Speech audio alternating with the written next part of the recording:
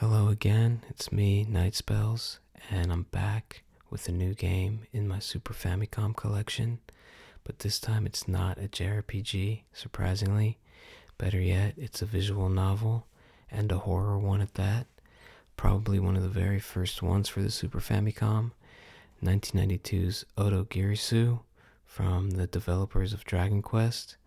It's sort of like a pick-your-own-adventure, multiple-choice visual novels. So yeah, I highly recommend watching this with headphones on and maybe grabbing the nightlight after this one. Let's check it out. So last week when I was browsing eBay, I was scrolling through complete in box Super Famicom games, and I stumbled upon this cover here, and it drew me in. I'd never heard of it or seen it before, but once I discovered that it was a horror game, I had to get it. And it's also a visual novel, but at the time they referred to them as sound novels. So, it just came in the mail. It looks pretty nice. This one was released in 1992, I believe, by Chun Soft. I don't know if I'm saying that correctly. Chun Soft.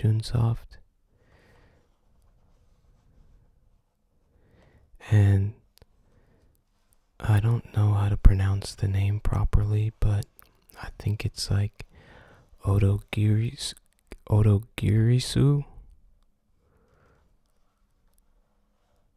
I think it means St. John's wort, which is an herb with a yellow flower, and I think it's for treatment of depression.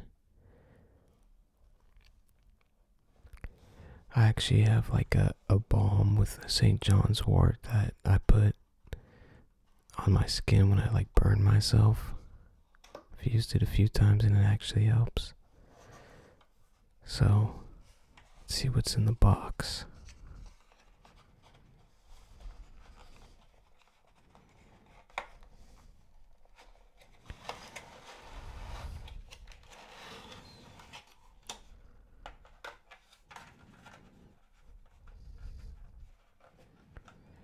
I think I might have missed showing this side of the box, but it's gonna look nice on my shelf.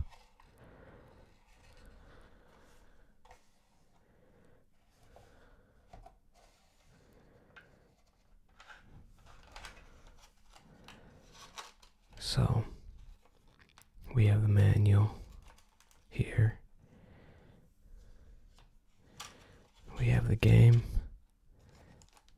This one actually came in a plastic wrap. I don't know if Super Famicom games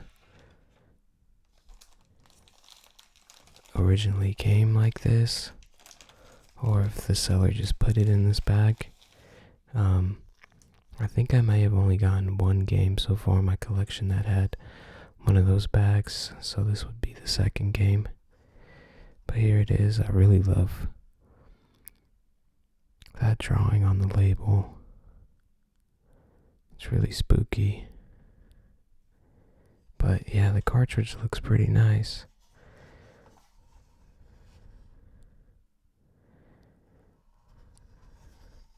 And there were a few saves on here when I went to check it out earlier.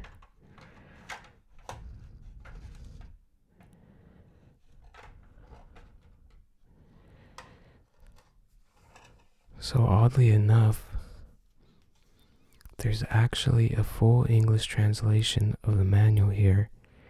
So I'm gonna scroll through it and read it along to this. So in the top here, it says, "Thank you very much for purchasing Otogirisou for the Super Famicom. It is the first title produced under the Chun Soft brand, a beautiful and innovative title which we believe will change the course of computer games. We hope from the bottom of our hearts that you will enjoy this new world brought to you by Chun Soft. Please read this instructional manual in its entirety so you'll be able to use the game properly and keep the manual stored in a safe place. And then this pink here says caution before usage. Please make sure you remove the AC adapter after you have finished playing the game. Keep as far away from the television as you can while you're playing. Take 15 to 20 minutes breaks for every 2 hours you play. If you are playing for long periods of time, the cartridge contains sensitive components, so please do not keep it stored in areas with extreme temperatures. Avoid anything that might shock the cartridge as well, and never attempt to dismantle it.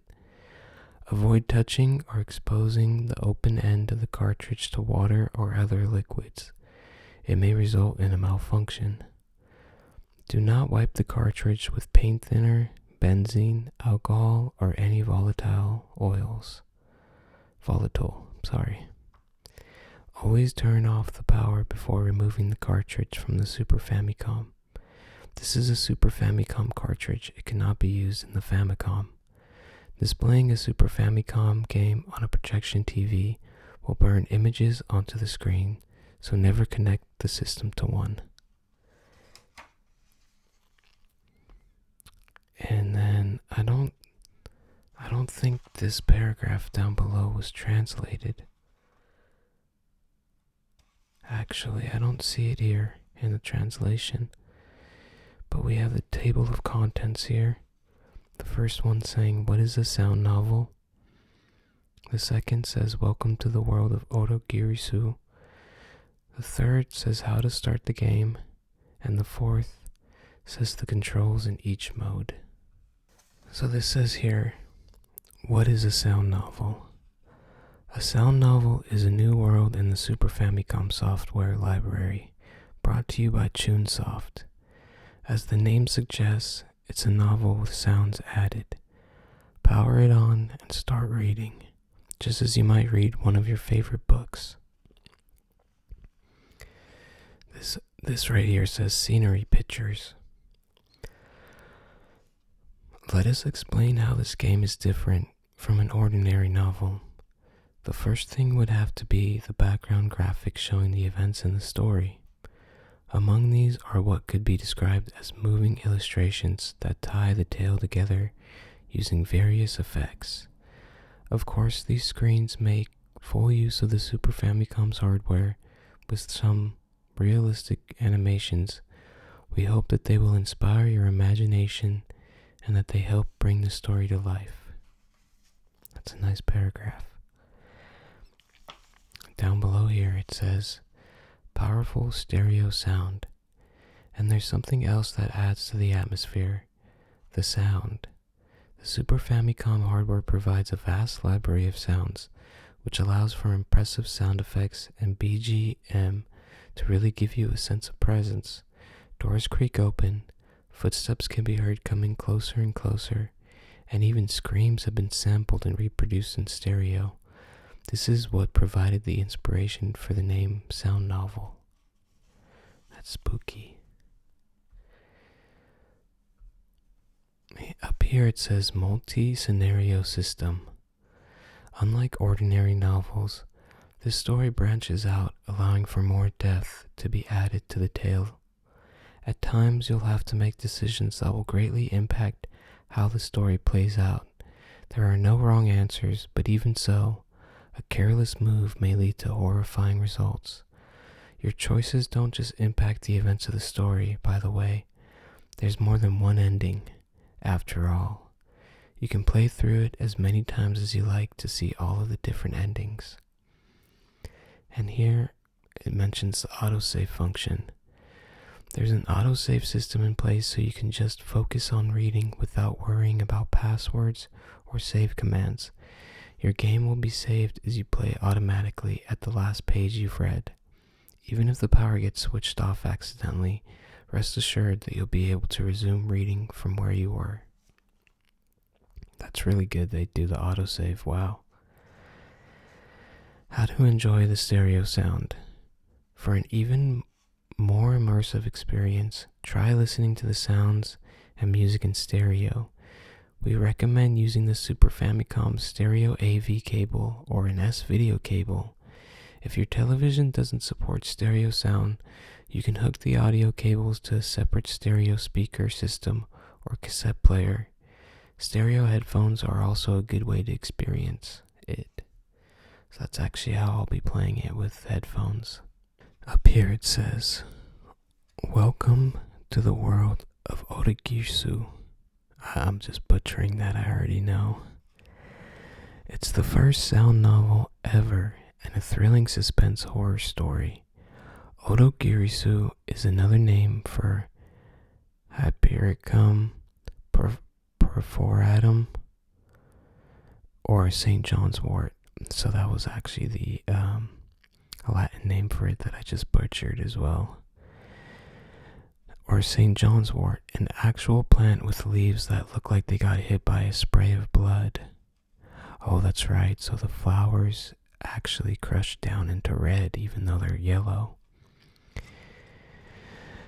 The story begins as a young couple find themselves entering a mansion in the middle of the woods. Many mysteries await them within it, along with all sorts of strange phenomena. And what truth awaits the two of them in the end? You can see the picture of the flower there. One summer evening, a young man and woman were driving down a winding mountain road. You take the role of the young man. The young woman is named Nami. Nami? I really don't know how to pronounce anything. The two of you attend the same college. While driving back home from an out-of-town date, you got into an accident. The car's brakes suddenly stopped working, leaving the car totaled and the two of you clueless about where to go. Until you spotted the mailbox of a nearby home. Together, you trudged through the woods, struck by the rain and trembling from the lightning. Nami was looking more and more displeased. Emerging from the woods, you found an old Western-style mansion gated off with high walls.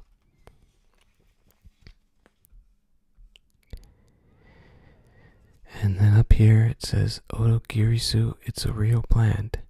There's a creepy story that many years ago, a falconer cut down his younger brother, splashing his blood upon the leaves of this plant, which really does exist. It grows in the wild in mountainous regions that get a lot of sunlight. It's about 30 to 60 centimeters tall, or 10 to 20 inches. Its yellow flowers bloom from July to September, and it's said that the leaves can be used to stop wounds from bleeding. This plant will play a big role in the story. And then here it says, a message from the author. This production will take people's breath away. I can say that with confidence. As someone who writes scripts for TV dramas, video games have always been something of a promised land, a new American continent. I thought to myself, oh, if only I could make a drama using that medium. I wanted to do it before anyone else. To be Columbus, to be that first pioneer. To make something that would shift software as we have known it from having gameplay at its core to having drama at its core. I dreamed about what sort of dramas I could tell through the medium of gaming software. It was an exciting dream to have. If it could be done, then it would alter the course of gaming history. The medium of gaming software can excite and move people in unprecedented ways to a far greater extent than modern TV, movies, and books have. That's what fired me up about this project.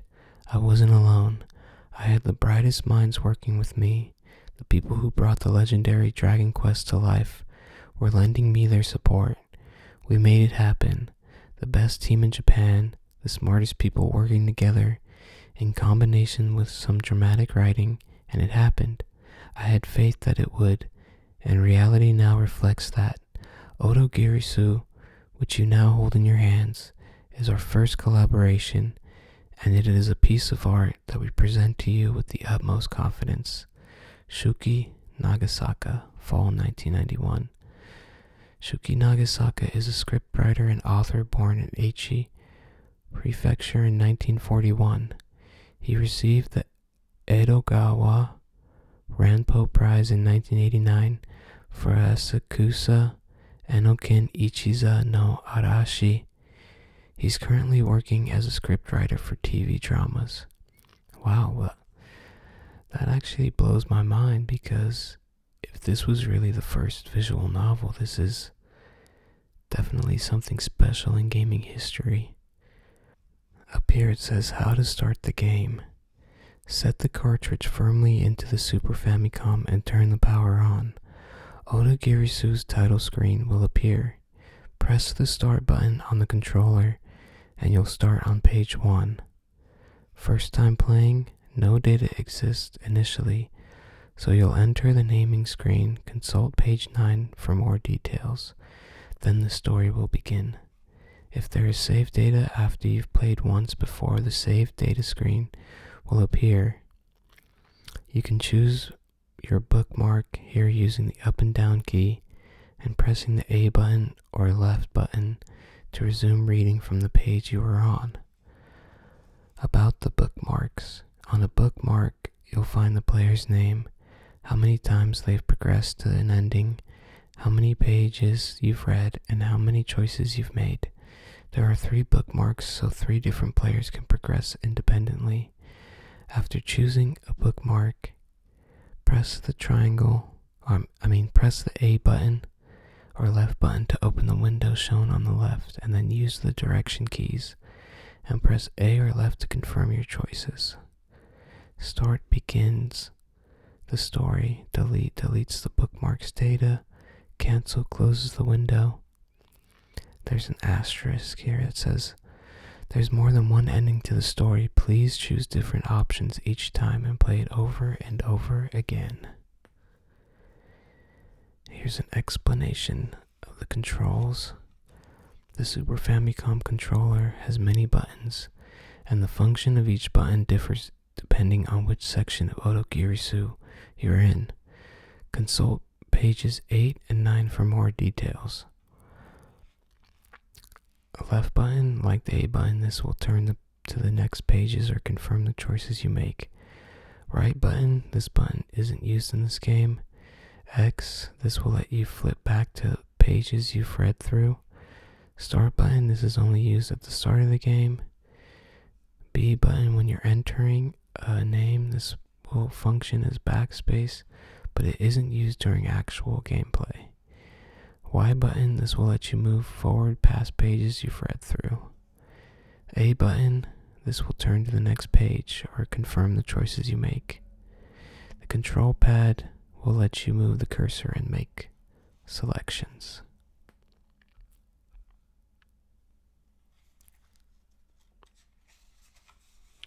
Here we have the controls in each mode. Once you start reading the story, each screen will display the text. This is known as the game's reading mode, and selection screens will sometimes appear here too. In reading mode, you can also turn back to pages you've already read, or move forward through them as well. Advancing the text. When arrows appear between sentences, or it looks like a flipping page symbol appears, they will flash. By pressing A or left button, you'll be able to move on to the next sentence. And here it says making choices. If a selection screen appears, use the control pad to move up and down through the choices. The option you've highlighted will be shown in red text. Confirming choices.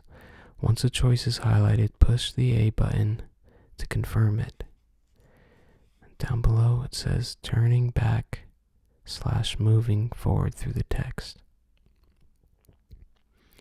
You can reread any text you've read through since the most recent selection screen. When you want to turn back to a previous page, please press the X button. You'll move back one page. To move forward through the pages you've read, please press the Y button.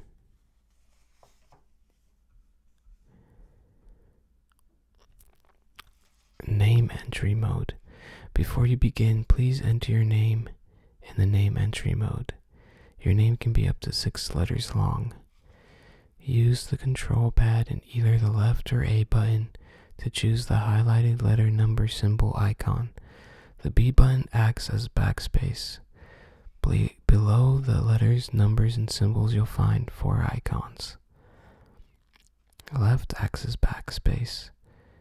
Cap switches between uppercase and lowercase letters. Space adds a blank space. N confirms the name. And then I don't think they have this translated down below.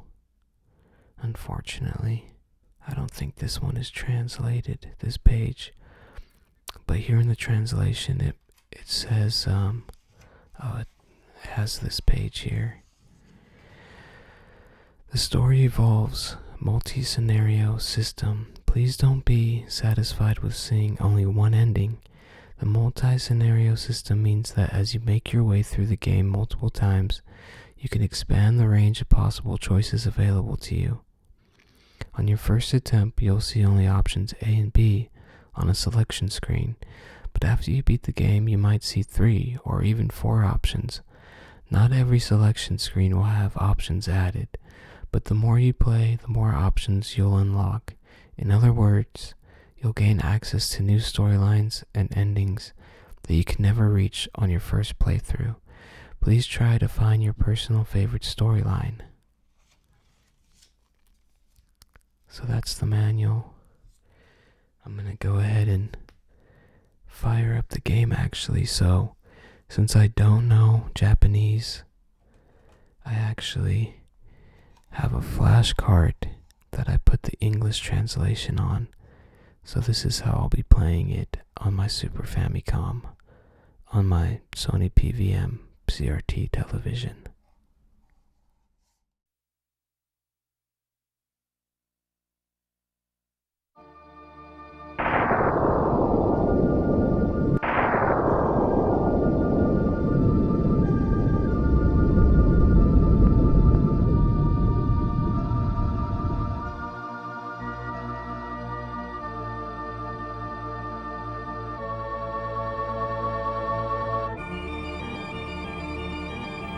That's pretty spooky music.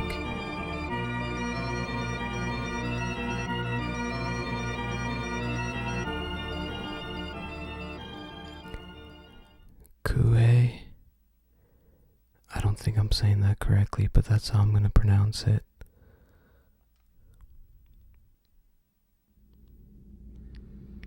It was a summer evening. Under a cloudy sky, the thin and winding mountain road continued on. The scenery wasn't very interesting, with thickets of each side of the road. Nami has been quietly sitting beside me for a long while. Maybe she'd fallen asleep, exhausted from her long game of tennis. Nami, are you asleep? I softly called out to her. Nami, wake up. I shook her shoulder. I'm just gonna ask her. Nami, are you asleep? I softly called out to her. She lightly opened her eyelids. She took a moment to wake up from her dream, but when she noticed me next to her, she rushed to smile. No, I was only closing my eyes. She says that, but I'm pretty sure she was asleep. I didn't mean to wake you, I'm sorry. You can go back to sleep. No, I'm the one who should apologize for making you drive. You must be bored and lonely. We can't get radio on the mountain. Nami looked out the window. Huh? Kue-san, what? What species are those flowers? So many of them have been blooming out there. Yellow flowers continued on the side of the road. They had long, narrow stems and round leaves. Ah, those. They are Otogirisou.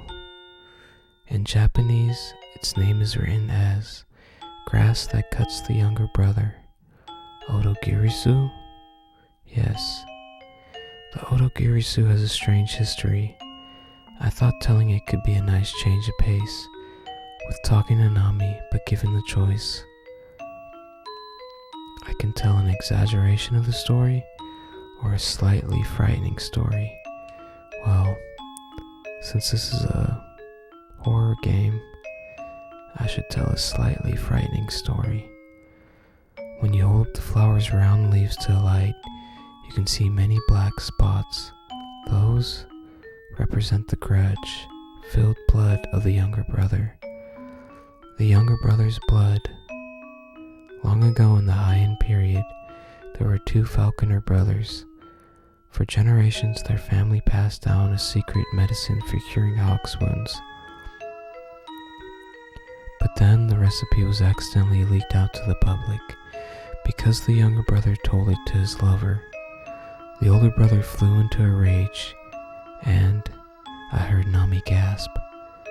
He slashed his brother's neck with a sword. Slit. Nami drew her neck back a little.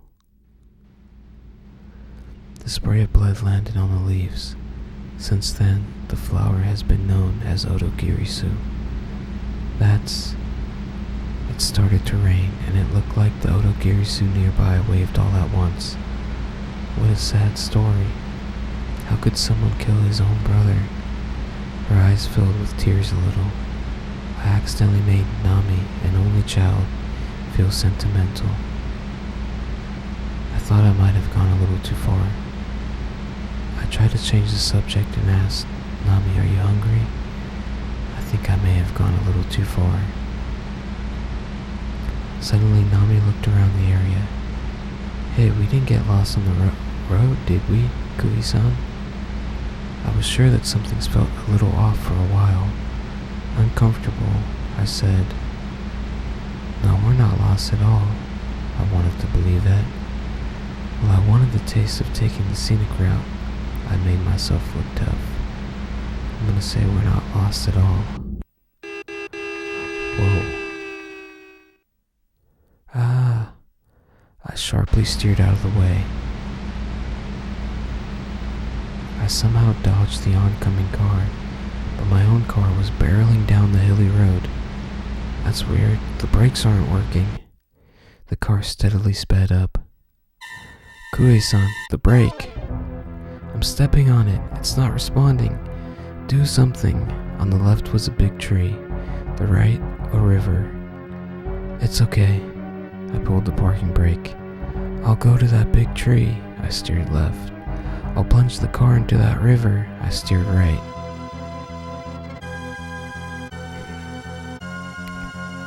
Let's try the parking brake. It's okay. I pulled the parking brake. Nothing. I refused to die. Screaming, I stepped on the brake again to no avail. Kia!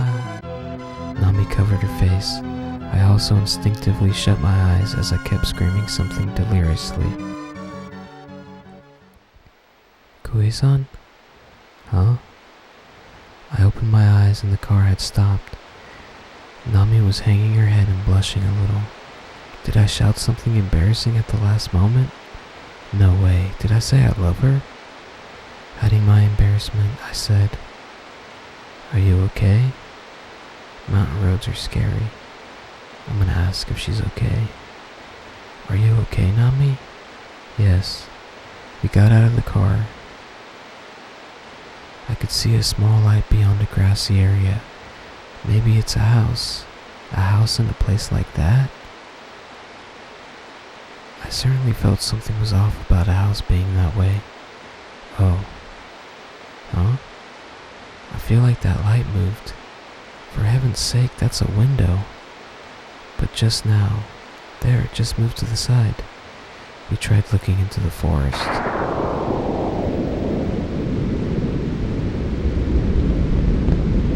Nami covered her ears and crouched down.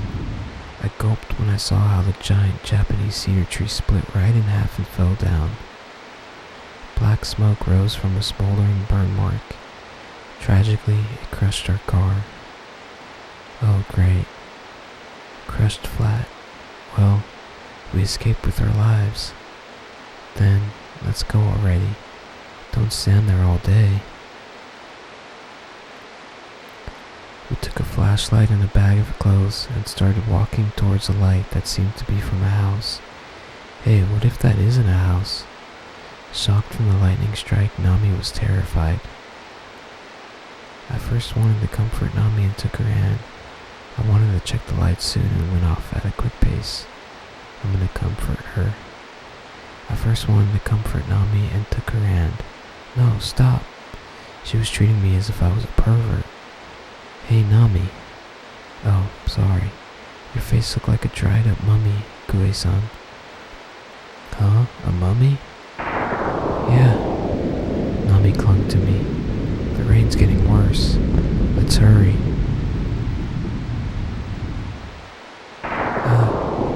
Nami and I screamed at the same time. Nearby, yellow flowers were growing all over the place. All Otogirisou. Otogirisou? Oh. They were like guideposts leading us to the light. I said, for now, let's go look. I wonder if we'd better not go. For now, let's go look. Nami, okay. We continued walking. Suddenly, Nami stopped in her tracks. Nami? She silently pointed ahead. Oh, there it is. It's scary. It was an old Western-style mansion. A strange light around the outline of the mansion made it look blue, minus the light from a window. That mansion, Nami gulped. It's like it's glowing on its own. Yeah. I noticed goosebumps coming up my spine. Kui-san, shall we go? When Nami asked me that, I decided to meekly turn back. I daringly decided to go. We can't turn back. Where would we go? But it's kind of scary. I guess we should go. I daringly decided to go. It's a good test of our courage. Let's go. Kui-san, your voice is shaking. Oh, I was just using my vibrato. Don't overdo it. Let's turn back. I wanted to do that, but I didn't want Nami to think I was an unreliable man. Let's run. Stay quiet and come with me. My voice shook again. We ran, falling behind Nami by 5 meters because of her feet like a Japanese suro. I reached the front of the gate. I'm not sure what that means, suro. Let's go in. Then, I didn't want to scare Nami, so I was going to go in without hesitation. I wasn't sure if we should really go in. Yeah, I don't want to scare her. Wet from the rain, the heavy gate doors had a black luster. When I pushed them, they opened without resistance. Excuse us, we politely bowed towards the mansion. We politely bowed towards the mansion and stepped through the gate. Yellow flowers were blooming like crazy in the large garden, all Otogirisou. Then something passed by. Oh, a cat? What? A cat? Oh, you surprised us. Nami said, it's a black cat. It looked back at us. Its whole body twisted and shined in the green light. That was strange. A green cat? The green cat quickly ran off beyond the wildly blooming Otogirisou. Kui-san. Without a moment's delay, I said, our eyes are a little tired. It must be the lightning.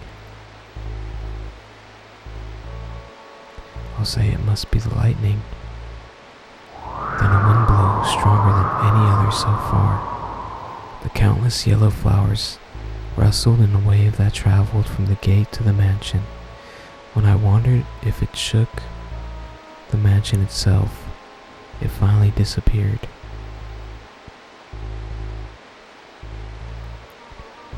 I got an ill feeling in my stomach, like I'd seen something sinister and stood stock, still in the rain. Hey, Nami put her hand up to her ear. Don't you hear something? Something rustling? Huh? The grass and the wind. No, something else. Suddenly a spotted snake came out from the grass. Sharp fangs were shining in its wide open mouth. Hey, the sound is... What are you saying? It's a snake! A snake! I took Nami's hand and rushed to the mansion. Running, Nami screamed, Hey, wasn't that a rattlesnake now? What's that doing in a place like this? How would I know? Ask the snake. It's poison, it's deadly. It'd bite me if I tried that. Ranting and raving, we ran away at full speed. When we ran up the stone steps at the entrance and looked back, the snake was still swiftly chasing us on the brick road. I grabbed the doorknob, but it was locked and didn't open even after pushing and pulling. Excuse us. Please open the door. Excuse us. No response at all from inside. Nami shrieked, It's coming this way, Kui-san. I considered breaking the window to the right side of the entrance. I threw myself at the door with all my strength.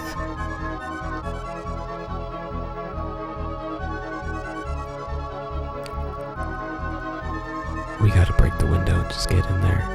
I slammed my fist into the window as hard as I could. Come on, Nami. I went in through the broken window and pulled Nami inside. Phew. Nami said, We're safe for now. Oh no, you're bleeding. The back of my left hand had gone cut.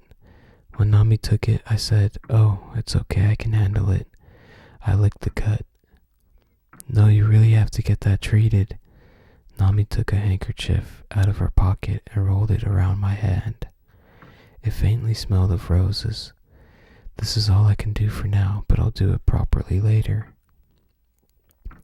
Thanks. Oh, this is embarrassing. Besides that, I ended up breaking it. Do you think the owner will punish us when they find out? We'll apologize first. I got up and looked around. The foyer was huge.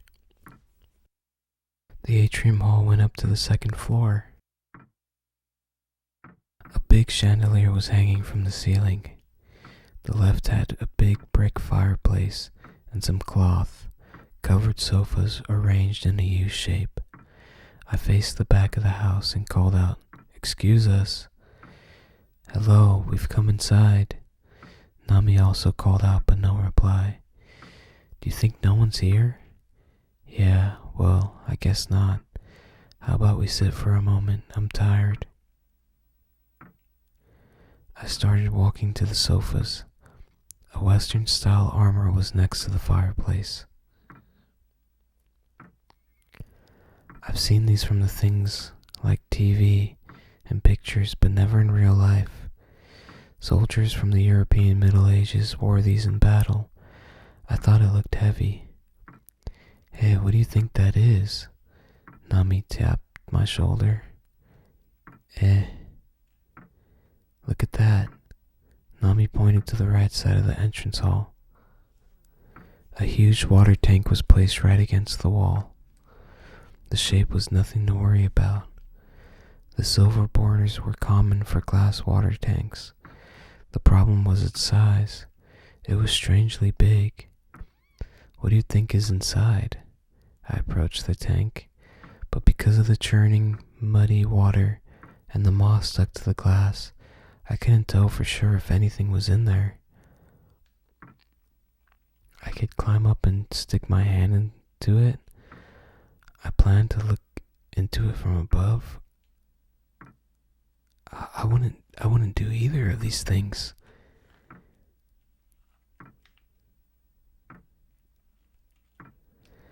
I definitely wouldn't stick my hand in it, so I'm just gonna look into it from above. To look down into it, I took a small one-seat sofa from in front of the fireplace. When I got on it and peeked inside, a conspicuously black lump stood out at the bottom of the dark water. But was it a living thing, a rock lump, or just something else like seaweed? I didn't know at all. Hey, do you see anything? No, nothing at all. Then a black clump moved a little, and bubble rose like a ping pong ball. Ooh, I looked away. There was a nauseating odor like putrid mud or rotten fish. I held my breath and looked at the water's surface again, but nothing changed. What was that? Then, the second floor. I knew it's someone. Let's go look. We climbed the stairs at the entrance. Hey. As we climbed the stairs, Nami spoke softly. If the owner is there, what should we say? We have to honestly say, we lost our way on the road. Because besides that, what is it? I'm sure the armor was over there, wasn't it? I pointed to beside the fireplace. Yeah. Oh. The armor was gone. Well, it's fine. Anyway, let's go see where that sound came from. We made it upstairs and the hallway branched to the left and right. I'm pretty sure the sound came from here. We headed into the right hallway. Nami asked, "Which room do you think?" Shh. I hear it again. I said, "It's here." No reply. Is no one inside? I boldly opened the door. It was dark inside without any signs of people. The left corner had a wooden table and a desk lamp that was emitting a faint red light.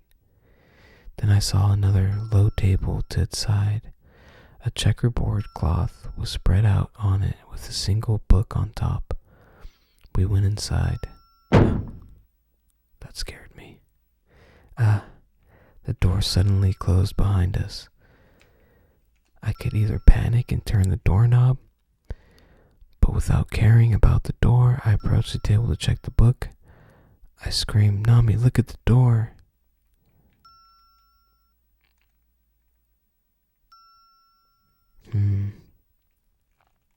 I'm not gonna scream because I think somebody is here messing with us. But I should probably try the doorknob. Panicking, I turned the doorknob. I'm trying to put myself in the shoes. Like, if the door just suddenly closed, I'd probably try to get out of the room. Lightning illuminated the room. That's... Nami clung to my arm. Oh my gosh, that's actually kind of scary. Sitting in a wheelchair, there was a dried up mummy. The book was in its lap. What I thought was a low table was actually its lap. What in the world? My teeth were chattering. The lamp's light went out and the room became pitch black. Did the wheelchair start to move? Oh my god. I stepped back. Nami pulled me to her with my clothes. The creaking of the wheels got closer. My hand shook and the door wouldn't open. Come on, open already. We fell out into the hallway. But it was also pitch black here. I couldn't even tell right from left. Nami, where's my flashlight? I don't know, I don't remember. Was there anything else I could use as a light? At any rate, let's look for it. Maybe the lighter in my pocket could.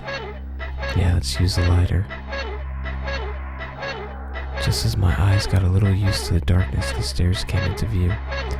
Over there! We rushed down the stairs. The flashlight was in front of the water tank. God, that's hot. I couldn't hold the lighter any longer. I let go of it, fumbled around for the flashlight, and picked it up. I flipped the switch and faced the second floor. The dim circular light spread out along the upstairs passage. The mummy was gone. Oh, my feet. Nami weakly fell to her knees. I fell on my backside next to her. At any rate, to think that a mummy in this modern day Japan, did we actually see that? I didn't want to scare Nami, so I headed for the stairs to check for the mummy on my own. I was scared, so I asked Nami if she could go check something for me. I would not send her out there. But I am kind of scared. That actually did kind of freak me out. It was good sound design. I didn't want to scare Nami, so I headed for the stairs to check for the mummy on my own. Where are you going? I heard Nami's voice from behind. I'm going to see if that thing earlier was a real mummy. Won't you cut it out? Please stop. She was terrified. But it bothers me. You're scared too, yeah? We have to make sure what it is. Maybe we were mistaken. That's true, but I'll be back soon. I stepped onto the stairs. Wait, don't leave me all alone. I'll come too. Yeah, I wouldn't want to leave her alone. Nami came to my side as I returned to that room. The door was still open. I fearfully looked inside, but the mummy was gone. There were just the lamp and book on the floor. How strange. Oh, the lights are back on. They were back to normal.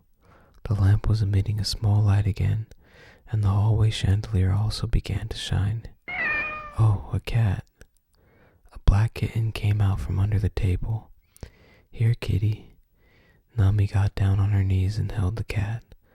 That's strange. I tilted my head in confusion.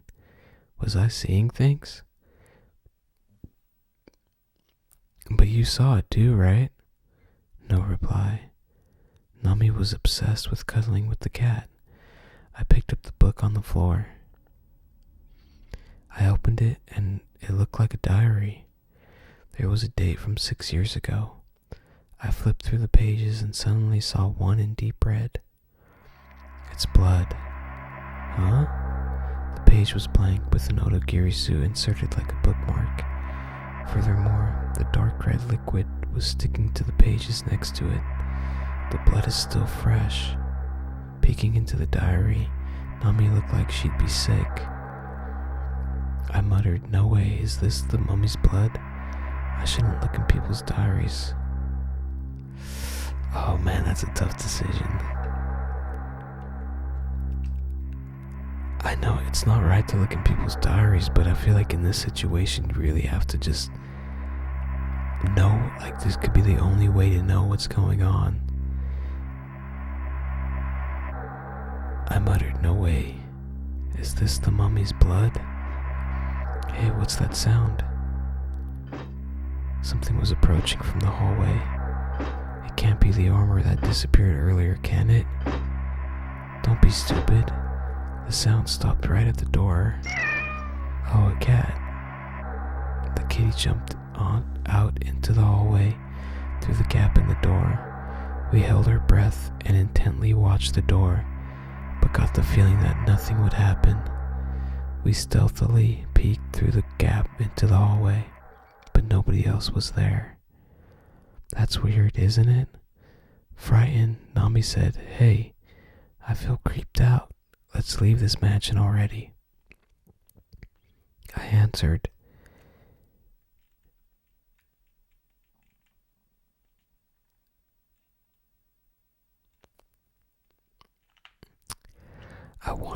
yeah, that sounds wise. Yeah, I also feel creeped out, but I have a hunch that we won't be able to escape. No, I've never been in such a strange house before. I'm very curious. Yeah, I'm gonna say B. Yeah, I also feel creeped out, but I have a hunch that we won't be able to escape. Nami angrily said, Why are you saying something like that? No, it's just a hunch. Teasing me is fun? Okay. You can have fun by yourself. I'm going home. Nami left the room. Hey, wait. I rushed out in a panic, but Nami walked down the stairs alone. I'm sorry if I offended you. Wait. Goodbye and good night. Nami opened the front door. Wait. But when she looked outside, she quickly closed the door. What's the matter? Snakes. They're swarming outside. I peeked outside through the keyhole. Several spotted snakes were slithering around. My hunch was right. What? You must be glad. How am I glad? I don't like this either. I don't want to be here. What should we do? Nami sighed. So I could either say I'm sure people should be here. Okay, then let's look for a phone. Yeah, let's look for a phone. Okay, then let's look for a phone. Oh, please, there's no way a phone is here. Like I said, we'll look for one. Why are you getting so angry? I'm not getting angry, but you're making a scary face. This is my usual expression. I headed to the back of the foyer. A hallway stretched to the left and right. Which way should we go? I said. Let's look in the many doors on the right. Let's look in the fewer doors on the left. Let's look in the many doors. Let's look in the fewer doors on the left. We entered the left hallway, but which door? We'll do the ones in the back later. Let's check the ones in the front first. I opened a wooden double door on the left side. Just as I opened the door, a moldy odor got up my nose. The lights were off. I fumbled around and found the light switch. With the lights on, I first noticed a big wooden desk facing us opposite a window. Minus that window, the three walls were filled with bookshelves. It looks like a study. I approached the window and tried to open it. However, like the entrance hall, a slatted door was firmly pulled down and didn't budge. No good. I gave up and surveyed the room. It looks like this room hasn't been used in a long time because of the moldy smell. Scattered about on the desk were what looked like tools for fortune telling, like a crystal ball and tarot cards. Hey, that's... Nami pointed at a bookshelf. A skull was stuck between some books. Some kind of anatomy researcher? I tried to say that like I was joking, but my voice shook. Nami cleared her throat and asked, what kind of books are there? Hiding my embarrassment, I read the spines. Black Magic, Fundamentals and Practical Applications, Christ and Fish, Baphomet, The Secret Art of Curses and Revenge. The owner has some strange tastes. Not the type I'd want to become friends with. Honestly, not the type I'd even want to know. Given our circumstances, we can't do anything about it. Let's look somewhere else. We left the study. Just when we walked into the foyer from the hallway, Nami shouted, "Hey, isn't that a phone?" Look under the shelf for the water tank. It really is. It was a black rotary style phone. Hey, we can call home with this. Nami smiled broadly. But having said that, could people actually find us in a place like this? Let's use the phone anyway. Okay. I held the receiver to my ear. Let's see. Yeah. An iron axe brushed past my face. I looked up. Before we knew it, the armor we thought had disappeared earlier was standing next to the water tank. Frightened, I approached it and lifted the cover of its face mask. Inside, it was empty. That's right. Yes, that's right. Ah! Nami screamed. Nami, what is it?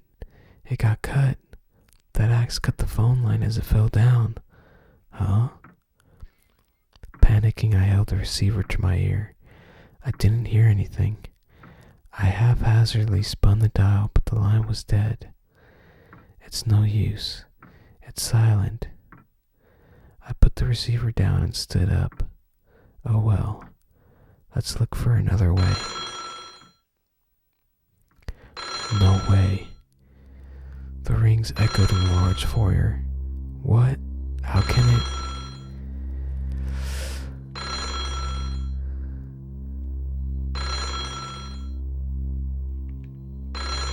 I looked at Nami's eyes. For a moment, our faces froze, staring at each other. In the end, Nami couldn't bear it anymore and took the receiver. Hello? Nami's complexion changed. Hello? Nami took the receiver away from her. ear and looked at me like she wanted help. The mummy is laughing. What? I took the receiver from her. I don't hear anything. No way. That. Nami held it to her ear again. Hey, I didn't hear anything, but I did hear something just now. The wheelchair's key sound. That laughing voice from before. There was another noise from upstairs.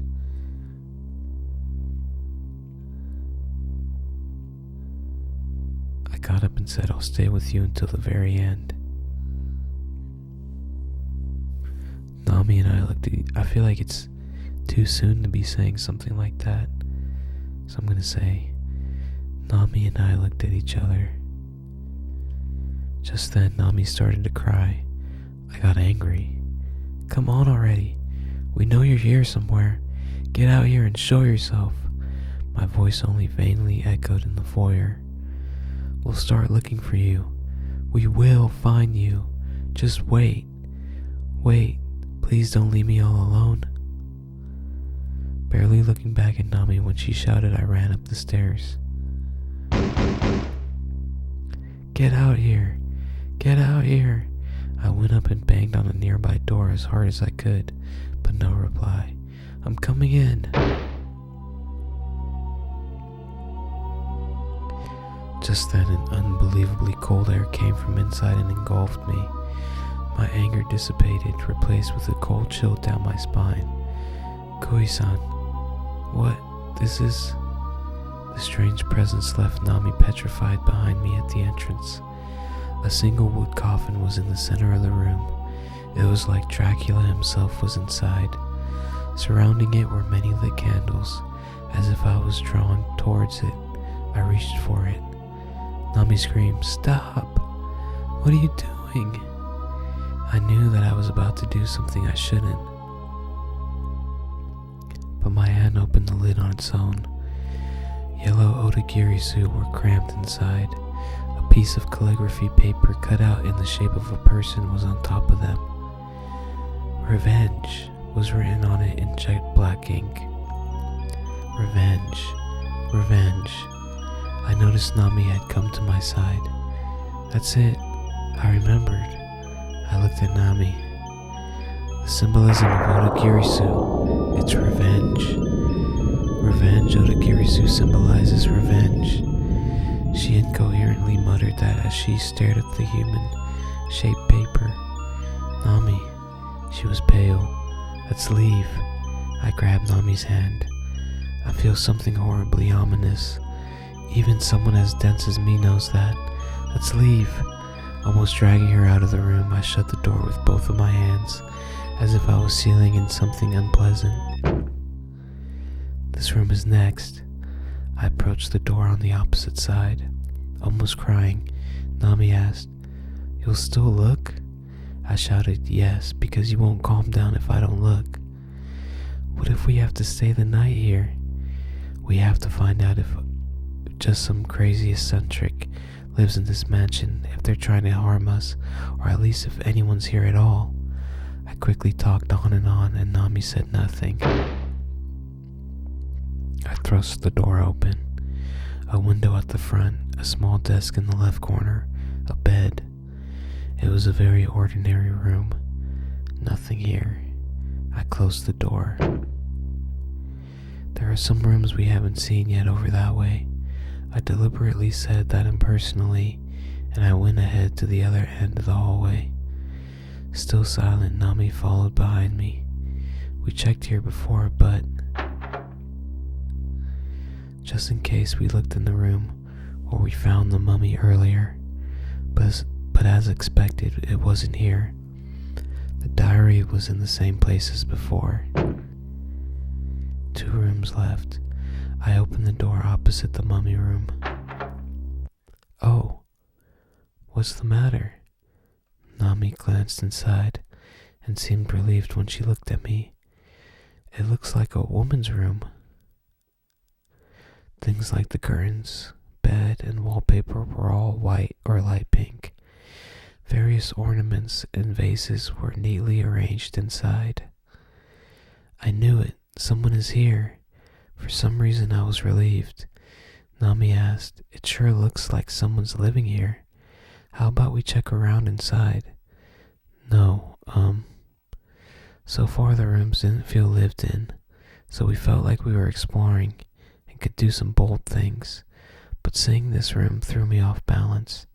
For some reason I suddenly felt like we were being rude. It's a woman's room. I can't go in without her permission when she's not here. If you say so. But if she was here, why hasn't she shown herself? There's no way she's hiding somewhere and having fun scaring us. Okay, if she does come out, I have to greet her. I want to complain, but let's search in earnest for the owner. I closed the door. Is she in here? I stood in front of the next door. Even so, when I reached for the knob, Nami suddenly grabbed my hand. What? We shouldn't go in here. Are you okay? You look so scared. Hey, let's stop already. She looked serious. What's this all of a sudden? Hey, please let's stop. I have a really bad hunch about this room in particular. Just not this room. Why? Why not this room? It doesn't matter, not this room. Don't say strange things. She might be in here. No, I think she's definitely not in there. Let's go downstairs already. She pulled my hand. Come on, this is the only room we haven't checked yet. I shook off Nami's hand and grabbed the knob. But it wouldn't open. What? I guess it's locked. Yeah, so let's stop. Oh, I get it. She's hiding here to harass us. Hello? Is anyone there? Hello? No response from beyond the door. Looking more closely, the four corners of the door were nailed shut. A room that won't open? Hey, Kui-san, I'm hungry. What are you talking about all of a sudden? I'm serious, my stomach's growling. Won't you look for something to eat? Oh, let's go to the kitchen. I think something's there. But you're also hungry, right? You haven't eaten since lunch, Kui-san. That's true, but hey, let's look for something downstairs. Maybe the owner is there. Okay, well, eventually Nami got her way. Nami went down the stairs, briskly walked ahead alone, and grabbed the doorknob in front of her, almost as if it came naturally to her. Kui-san, hurry. Something was bothering me. Nami, how do you know the kitchen is here? Nami, perhaps you know something I don't. Nami, even though you were so scared until just now, this one's a tough one. I probably have to say, how do you know the kitchen is here? Huh? Now that you mention it, Nami looked at me with surprise. For some reason, my feet came this way. How strange. Anyway, let's go inside.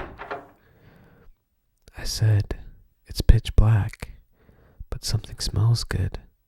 I'm sure it's the dining room, but I flipped the light switch. A large table was in the center of the room, with lines of plates piled with food. But what happened here? Everything was completely destroyed to the point of absurdity. Sauce for the meat was scattered everywhere. Napkins on the table were covered in brown stains. Flies swarmed around the torn off head and tail of a fish. Spilt soup was dripping off the edge of the table onto the floor. Maybe a cat devoured it. It feels like it. Only the fruits were barely intact but shriveled and blackened. They looked totally unappealing. What should we do, Nami? What about the fridge? Huh? Nami asked, what's the matter? You look scared. Just now, I turned around. You didn't hear something just now? What? Something like a woman screaming. Not really. Was it your imagination? No, I'm sure I heard it. It's over that way.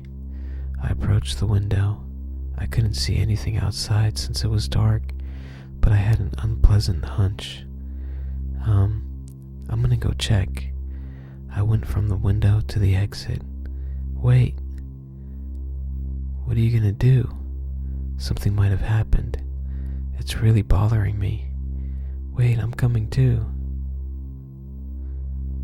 We left the dining room. Hey, lend me your lighter for a bit. Why? Nami had taken a silver candlestick from the table. I'd get nervous without something to light the way. Thanks, here's the lighter back. Now that Nami had a lit candle, I tightly held the flashlight and slowly went through the hallway. Hey, did you really hear a voice or something? Nami looked at me doubtfully as we walked. Yeah, It was a long, high-pitched, resentful cry.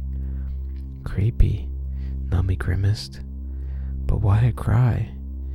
Maybe because of a robbery? A robbery? Possibly. Why are the lights on with no sign of the owner or anyone else here? That could explain it. The end of the hallway turned left and continued to the back of the mansion. But as we went on and on, it became narrower, and the ceiling got lower. It was strangely dim. It felt like times you suddenly entered a back alley from the main path.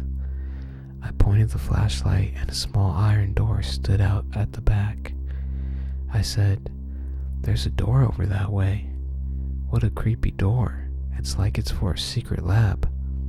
It was like Nami said, with bare, crudely made rivets and almost all of the paint peeling off. The whole door was rusted dark brown. Is it open? I placed my hand on the knob. That voice now. You heard it, didn't you? It was the same voice as earlier. Nami's eyes widened and she shook her head. Let's go. I boldly opened the door. Suddenly, wind and a splash of water hit our faces. It was the back entrance. I can't see anything at all. I pointed the flashlight into the distance, and something on the right reflected it back. It's a greenhouse. So that means the scream came from inside there. Ah! Nami softly screamed behind me. What is it, Nami? It's gone out. Distressed, Nami was looking at her candle. Oh, the rain put the candle out. What shall we do? It's useless outside, so let's leave it here. I left it at my feet and took Nami's hand. Well, let's go. We joined hands and walked through the mud. Our dry clothes quickly got soaked, and the mud weighed down our shoes. Nami quietly asked, "Do you think someone's there?" "I don't think so." "What? Then why did we go outside?" "I mean, there could be another living person." "Not a chance." Nami's expression changed in a split second. Because if someone was there, I'm sure they would have noticed our flashlight by now. I saw no reaction, so they already... Why are you saying something so scary? Nami looked like she'd cry. It was pitch black inside the glass in front of us. I shined the flashlight inside. Ah! Nami and I screamed at the same time. Again? It was an Otogirisou, mixed among other ornamental plants. Small yellow flowers were blooming close together. Nami whispered, "A greenhouse of revenge? Don't say creepy things." "Oh, come on, you're one to talk, Kui-san." Cautiously shining light into the glass, we walked around the greenhouse, but nothing else was especially unusual, and we finally made it to the opposite side. In the end, nobody was there. Was here, huh? Thought we should go back to the mansion. Shall we check the greenhouse? Yeah, that's actually really cool. Pixel animation. I don't know if you can see it.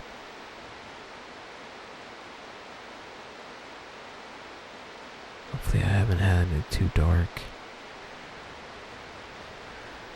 Shall we check the greenhouse? I turned towards the entrance. No, I've had enough. But then... Huh? I pointed the light towards the sound, and the greenhouse door was flapping in the wind. I glanced at Nami's face. Her mouth still half open. She was looking at me out the corner of her eye. This is embarrassing. Alright, race to that door. I started running. What? That sound was the door creaking. Nami shouted, almost scolding me. It's a race, a race. Not paying any attention to her, I kept running. Wait, Kia! I looked back and she had fallen with her backside on the ground. I fell down. This sucks. Laughing, I faced the door. I said, wait, I can't see in the dark. When I arrived at the entrance, I turned around and pointed the light at Nami. The greenhouse's glass door stood out in the corner of the light. Then, when I saw it, my smile froze. Come on, you left me behind. Nami caught up to me. Then she saw my face and said, you're looking so scared again. You won't fool me this time. I pointed at the glass door with my chin. Since you're generally a scatterbrain. What the... It said her name? Nami was written on the glass door in big red letters. The light bouncing off the swinging glass shined on us in the rain, as if caressing us. I said, it's a coincidence. But I realized my voice was growing tight. Even if it was a coincidence, why was her name in a place like this? Pale, Nami stood stock, still in the rain, out of surprise, at a loss for words. Only our eyes were moving in time with the swinging glass. Flapping in the wind, the door creaked again. Let's go back. I deliberately spoke encouragingly, but Nami didn't respond. Let's go back. I strongly pulled Nami's hand, but she refused to move. Why? Why is my name? You're worrying too much, but... I said it's just a coincidence. That's it. We've never even been here before, so it has nothing to do with you. Someone who lives here just happens to have the same name as you. True, it's odd that it's written there, but if we asked the owner, they'd probably be like, what's that all about? I'm sure that's all it is. To shake off my fear, I kept on talking loudly without stopping to take a breath. Okay. Talking in a quiet, almost disappearing voice, Nami nodded. Staying in the rain too long is bad for us. Let's go back. I dragged Nami along and started to walk back.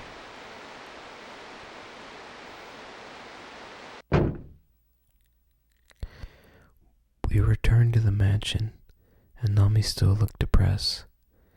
I felt really bad for her. It was my fault after all that we saw that out there. What's some way to cheer her up? That's it. I deliberately said brightly, Hey. What? Won't you take a bath? Hey. Nami looked surprised, because we got all muddy. But, it's fine. I think it's probably over there. I went ahead on my own. We turned right around the dim hallway, and a frosted glass door was right in front of us. Here it is. I pulled the handle. It was pitch black inside. I pointed the flashlight, and just as I thought, it was a washroom. The left side had a white sink with a big mirror and a Western-style toilet next to it. A frosted glass sliding door was at the back. It probably led to the bathroom. Okay, should we wash our hands first? Nami, wash your hands first. Okay, should we wash our hands first? I approached the sink. The porcelain sink was deep and smooth. The gaskets must be old since water was continuously dripping from the tap. I turned it on. The white sink was dyed a deep red. That scared me. Blood. Nami clung to my shoulder. No, trust, rust.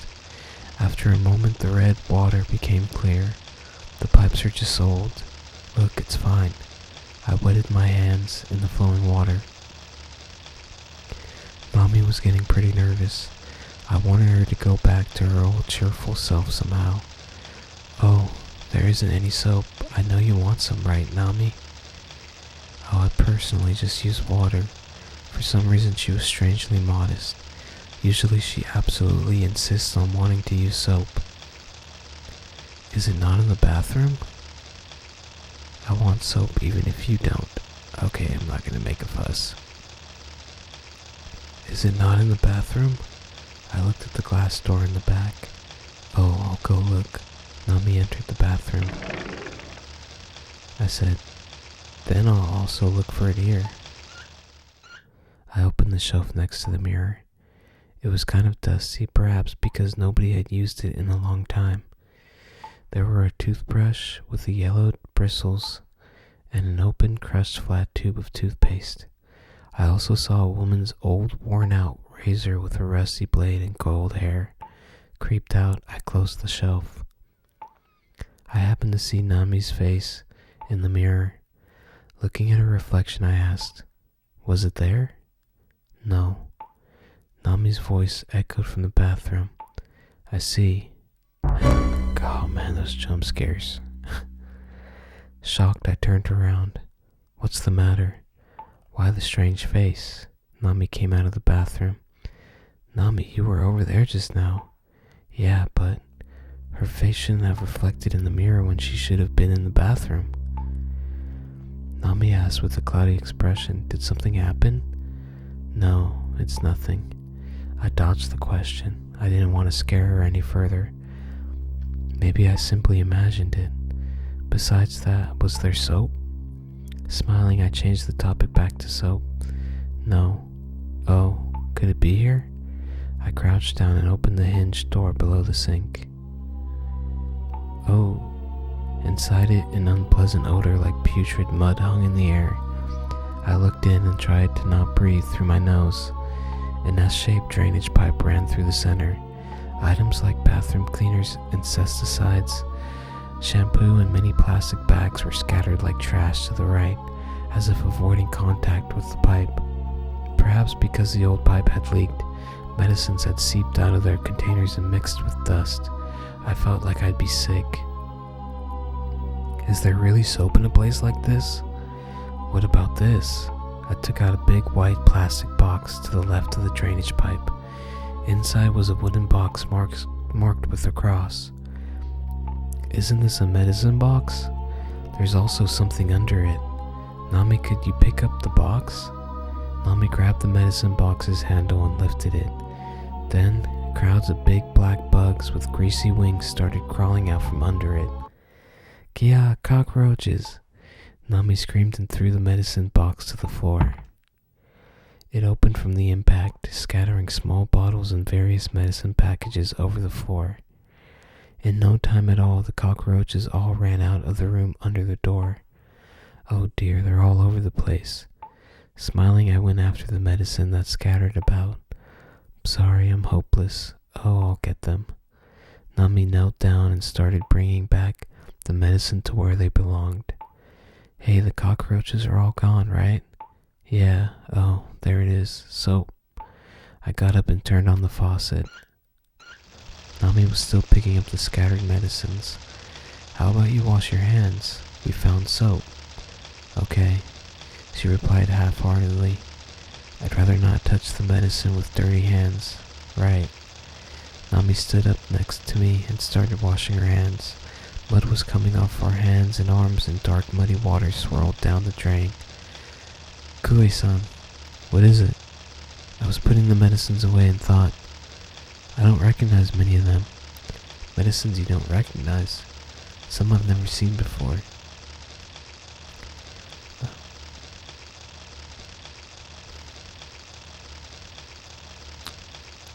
Let me see them. Well, I guess there's a medicine for every disease. I cared more about whether or not we could use the bath.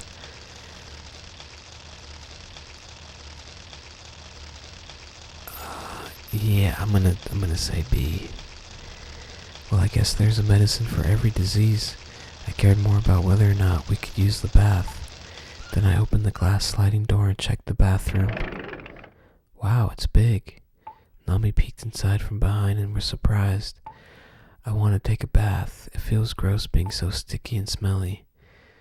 This time, I made sure the shower was working.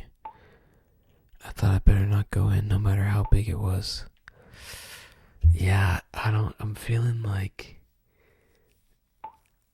with everything we've seen so far, like cockroaches and moldy air and muddy, rusty water, we shouldn't do it. I thought I'd better not go in, no matter how big it was. Are you sure you don't want to use it now, Kui-san? Huh? How about we each take a shower? I'll be done soon. Stand guard for me outside. Outside? Well, I guess this is how it'll be. Alright, I'll get your change of clothes. No, don't leave her in there. In a big hurry, I took the bag of clothes from the entrance and came back to the bathroom. I called out to be on the sliding door. Nami, nothing strange? Don't worry. What kind of body does Nami have that I don't have to worry? I imagine what Nami looked like without any clothes on. Whoa now, whoa. Yeah, I was startled. Nami screamed when she was completely naked. Nami, what happened? When I tried to rush in, Nami pushed me back as she ran out. It suddenly got hot. She was perfectly wearing a bath towel. She said the shower malfunctioned. Boiling water was spouting out the shower head, and the room was enveloped in steam. It almost looked like the shower was raging. Ooh, hot. I couldn't even reach the handle to change the temperature. There should be a boiler room in the basement. I'll go check it out. I went down the stairs to the basement, and there was the boiler room. Even now, the round boiler was almost spurting fire. I moved some control dials here and there, and they somehow settled down. There, it's fine now. The boiler was set to 100 degrees Celsius. Somebody must have done this. I suddenly became worried about Nami. Nami? Was she safe on her own? I panicked. I swore to never leave Nami alone again and ran. I warded off my sinister hunch and ran as fast as I could. I swore to never leave her alone. Nami! I screamed loudly and rushed into the washroom. Oh, Nami had already changed clothes and was drying her hair with a towel. Thanks. The shower's back to normal. Won't you hurry and get inside? No, I'm fine. But aren't you pretty dirty? Well, it feels gross, but wash up. You'll feel refreshed. Okay, if you insist, I'll stand guard outside for you. Nami left the washroom. I shouted, Nami! Yes? She replied at once. I like a woman who responds like that. When I leave, we'll leave. It was a strange choice of words, but it was enough for a close married couple or, well, acquainted lovers to understand. What? You said when you leave, we'll leave? She didn't understand at all. When I leave the bath, we'll leave the mansion. Don't move until I come out. Okay. I undressed and went into the bathroom. It felt nice to be in the bathroom, but if I was with Nami here, I'd feel even better. Whoa. I cleaned the dirt off my body. Huh? Before I knew it, the hot water was swelling in the tub. Something floated to the surface from the bottom. Ew. Two small faces. Girls. They had the same face. Twins? I couldn't believe that these children lived in this house. I tried to talk to them, but the twin girls sweetly smiled and dove into the water. Hey! Just then, the surface of the water flickered and they disappeared. After that, neither the girls, the hot water, or anything else remained. The inside of the tub was dry again. Why? I tried to rush out, but the door wouldn't open. Nami! I was trapped in here. Nakeless, I was helpless and wanted to cry. I kept shouting loudly to Nami, "Nami, please open the door." No reply, no matter how much I called out. Suddenly a storm began in the bathroom. I know I listened to today's forecast and there was no way a typhoon would come into here. "Nami, Nami," I shouted as loudly as I could. Suddenly the armor arrived. "You came here? Where did you come from?" It drew its sword. Naked, I ran around trying to escape, but it gradually drove me closer to the wall. The door wouldn't open. Nami wasn't here to help. I was cornered with nowhere to escape. The armor approached me. Then it brandished its sword. It was all or nothing now. It swung its sword. I dodged it by a hair.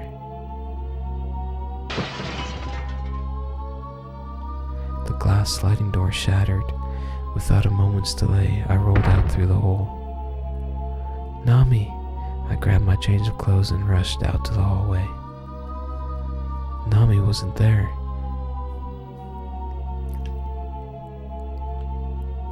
I got word that something happened to her. "Nami! Nami!" I tried calling out loudly, but she didn't reply. I saw a fleeting glimpse of a person's shadow on the other side of the hallway. It was a woman. Her white dress flew in the wind. That was Nami. When did she get that dress? "Nami!" I ran. Then her body floated in the air. Nami saw me as she floated in the air, then disappeared as if the ceiling sucked her in. In a daze, I stood still. Did I hallucinate? Or was that a ghost who looked just like Nami? Oh my god, that freaking scared me. Eyeballs shine in the darkness, and I heard a laughing voice from far away. After that was only the wind blowing violently. Nami. What the heck was going on with Nami? For some reason, I was afraid to look for her right now.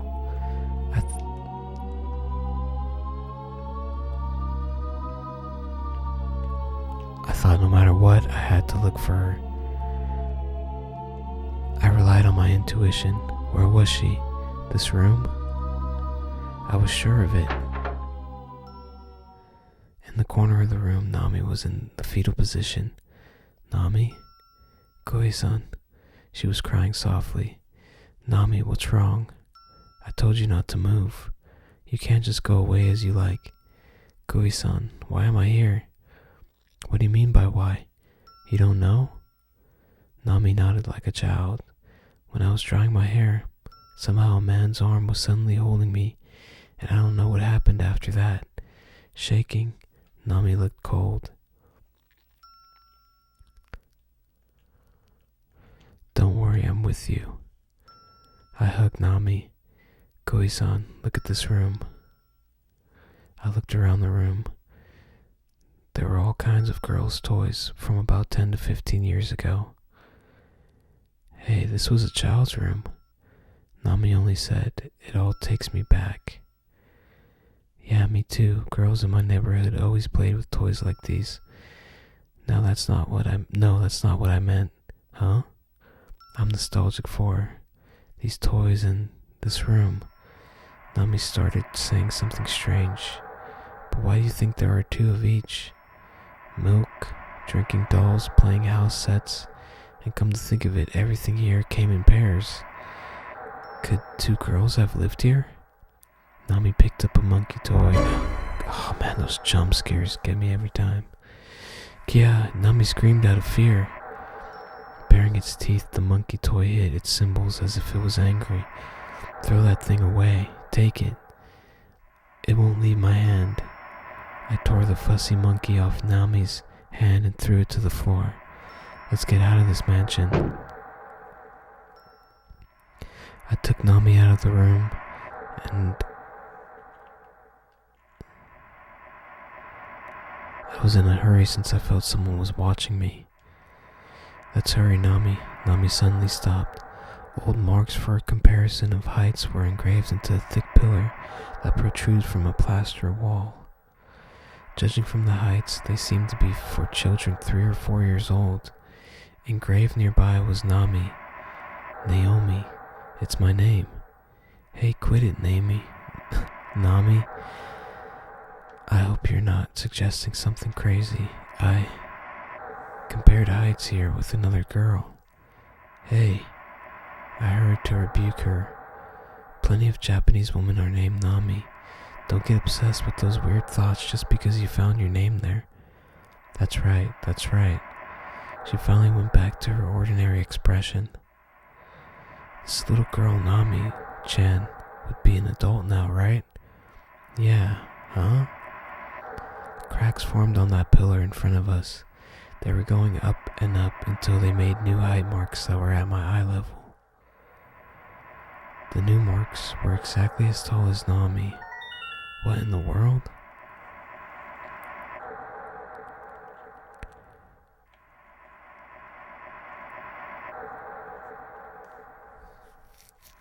So you wouldn't be questioning it now because he's already said it's a common name, so I guess we should just wonder who Naomi was. Nami's face looked lifeless. Kui-san, I was a twin. Huh? It's true, I was a twin. I had an older sister, Naomi. Cut it out, Nami, don't fall for that. We were with our mother too. We used to live here. Trying to ease Nami's confusion, I shouted, listen well. Suddenly, we heard a piano. Nami jerked her head up. The piano? Nami started running as if she had been snapped towards it. I chased her. Nami and I entered the piano hall. A woman in a white dress was playing it. That woman was Nami. Nami. I looked again, and that woman who looked just like Nami was gone. Only the music continued, perhaps because the piano was automatic. Nami spoke certainly. I was a twin. My older sister Naomi, my mother, and I, we all lived together. The wind blew across the room. We heard a bizarre sound, but Nami didn't react at all. There was a man. Mother was kind to him. We liked him too. Was he your family? He felt like my father, or my younger brother, or like mother's guest. Get a hold of yourself, Nami. You're an only child with two perfectly fine parents in a house in Tokyo. I don't understand. Nami held her head in her hands. It's like my head is splitting apart. I remembered. Nami wasn't her usual self. I was born and raised in this house. Nami, calm down. Many things have happened today. You're tired, and your nerves are shot. That's why you're here thinking about such an impossible thing. But, Nami cried and screamed. My real mother was here. My older twin sister Naomi was here. We compared heights. I remembered everything. Don't be ridiculous. Isn't your mother waiting for you at home? I tried to escape. Naomi, aren't you an only child? Don't be ridiculous. Isn't your mother waiting for you at home? I tried to escape. Nami, let's leave through this window. No. She stood up. But I'm a member of this family. Nami, calm down. What about your parents in Tokyo? You have the same birthday as your mother, July 3rd. So what was that story you told me about how you were named? That story was made up? She was crying. I was taken away from here. But my memories are gradually coming back to me. Like I told you, I know it's dangerous to stay here any longer. So run away on your own, Kui-san. Nami, go. I'm remembering things from my past I can't tell you. I shouted, what from your past? If it's your past, it's mine too. I wanted to wrap up Nami in her suffering. I pondered how to make Nami agree with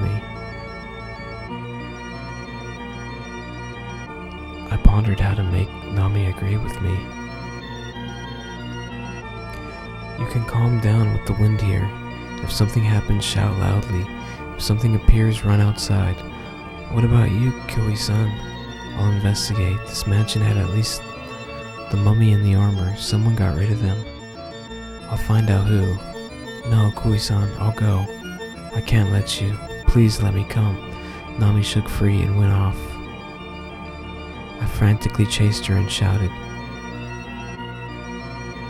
"It's dangerous, come back." When I turned around the hallway, she was already gone. I frantically looked for her. "Nami, are you here?" I entered that room. Nami wasn't there, but I discovered something unusual. It was a miniature garden. It was a scale model of the mountain that accurately recreated the winding road. A miniature car was placed there on its side. No way! I looked at the model again. Without a doubt, it was the mountain road we were driving on. The car's position was where we had trouble with the brake. Was this a trap? Did somebody in this mansion lure us here? Then I heard Naomi scream, "Koi-san, come here." I ran. Nami. Worried for Nami, I ran screaming.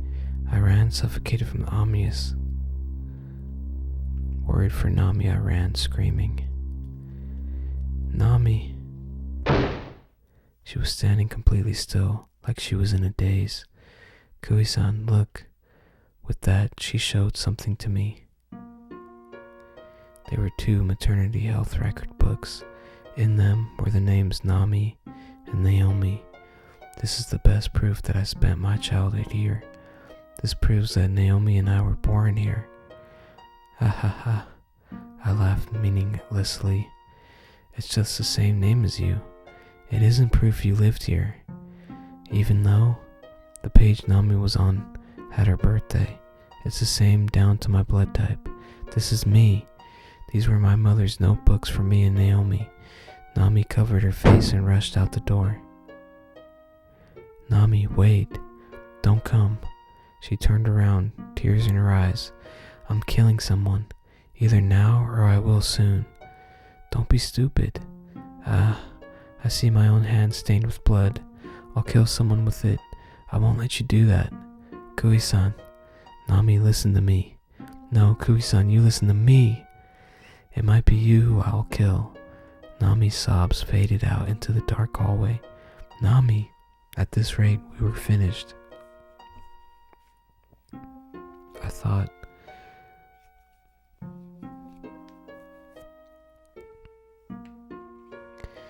if she was obsessed with them, I had no choice but to help her. I knew it. I had to make Nami stop thinking those. Okay, I had no choice but to help her. Nami was in the courtyard. Even though it was nighttime, there was a flickering heat haze. She was in the swaying scenery. Several groups of twin women were crying in front of blood-stained swords. I shouted, "Nami, don't come." All these women killed their mothers but couldn't fully die. "Kui-san." Nami shouted and cried, "My sister and I are exactly like them." All the twin souls turned into the wind and disappeared. Nami! I couldn't help but shout. Nami disappeared with them as if she melted into the darkness. "Nami!" Shaking, I went mad searching for Nami. Then at last I found her. Nami stood like she was frozen. "Kui-san." "Nami." I approached her and her body suddenly rose into the air. "Nami." I tried to rush to her, but something white suddenly appeared in front of me. We killed her. Another Nami. That was Naomi. "Are you Naomi?" Nami looked up and Naomi spoke. "We killed her mother." What did you say?" "Nami, we killed her mother." Then Nami also vacantly said, "We killed her mother." I shouted out of shock, "Nami, stop." "Yes, Nami, we killed her mother." "Hey, stop." I grabbed at Naomi. "What?" My hands broke through Naomi's body. "Nami, you too must be punished." Mother is waiting for you. Naomi vanished. Nami fainted. Nami! I lifted her in my arms. Nami vacantly looked at me. I didn't kill her. I didn't kill my mother. Nami was becoming more and more eccentric. Of course not, Nami. Don't obsess over such ridiculous thoughts. You should only trust yourself. Nami's eyes shook anxiously. I didn't kill her. Nami. I grabbed Nami's shoulders. You left this mansion when you were a child. Listen, that's all there was to it, and you'd forgotten it until today. You haven't seen your mother in over 10 years, so when were you able to kill her? Nami vacantly said, That's right, yes, that's right. I was taken away from this house, you know. Mother and the others abandoned me. Why was only I abandoned? No, we'll talk about that later. But I was abandoned. Suddenly the house attacked. As if Nami heard someone's voice, she screamed hysterically out of nowhere. Why didn't you raise me? The mansion shook even more. Nami. Startled, I looked at her. Nami was moving away. It looked like an invisible force was dragging her body away. But Nami didn't scream once. If anything, her expression looked peaceful, like a child being spoiled by her mother. Nami, where are you going? I chased after her. Nami disappeared into the darkness of the hallway. Nami! She was gone. The shaking mansion settled down. I noticed a door that was slightly open. I opened it with all my strength. Nami turned around. We killed her mother. For some reason, something fell off. You aren't Nami. You're Naomi. We killed her mother. Without changing her expression, Naomi repeated herself. Why are you telling me that nonsense? Where's Nami? I got near her. We killed her mother. Naomi was crying. We should have been punished as children. I already was. Are you saying you're already dead? Naomi said, Nami also has to die or else she will be cursed and turned into a mummy? Yes, that's right. I decided to get as much information out of her as I could here. Why did you two kill your mother? The curse. This mansion's curse. The mansion's? It has that kind of power? This mansion was built in Europe during the Middle Ages. It has been cursed ever since. Naomi began talking with a lifeless voice. In the beginning of the Meiji era, a Japanese person bought and dismantled the mansion, then rebuilt it here in Japan. But the curse continues for eternity. Is the curse that children kill their parents? Naomi suddenly vanished. I shouted, Naomi, wait! Then, like it was guiding me, the door opened. I walked out into the hallway. A door in front of me silently opened. Nami, she was in that room. Look over there. Nami suddenly pointed out the window. The mansion's backyard had rows of gravestones. So many graves are out there. The same gravestones was lined up in pairs. The graves of the twins. Yes, the graves of the twins punished for killing their mothers. Before I knew it, Naomi was standing there. That is the mansion's curse. The curse of the mansion moved from the west. The curse that twins must kill their mother. She spoke coldly. We stabbed our mother with this sword on her 7th birthday. The sword on the floor stood up, flew through the air, and landed in Nami's hand. I was already punished. If you don't hurry too, the curse will turn you into a mummy. Ah! We screamed at the same time. The sword shined. In that light, we saw 7-year-old twin sisters stabbing their mother with the sword. The sword and Naomi vanished. Nami was ghastly pale. Just now, we killed her mother. Nami, cut it out. Soon mother must punish me too. She suddenly started walking.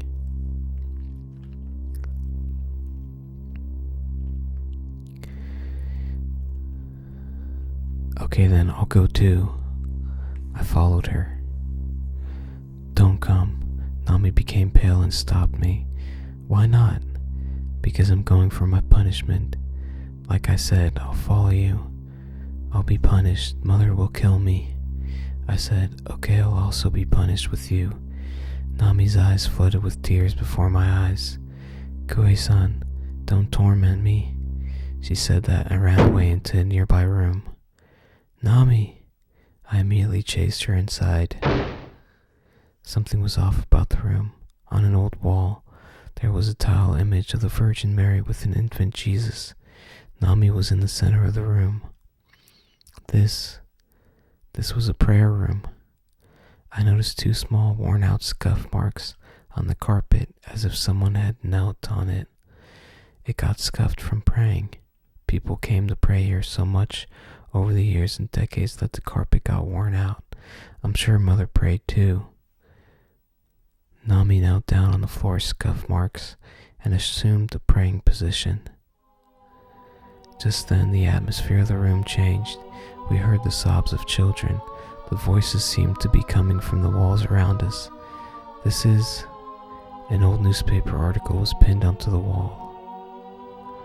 It was a clipping of a newspaper from the early years of the Meiji era. A headline in bold reported, "Mother kills her twins." Bizarre murders had occurred in a Western-style mansion that was only just restored after being dismantled and brought from the West.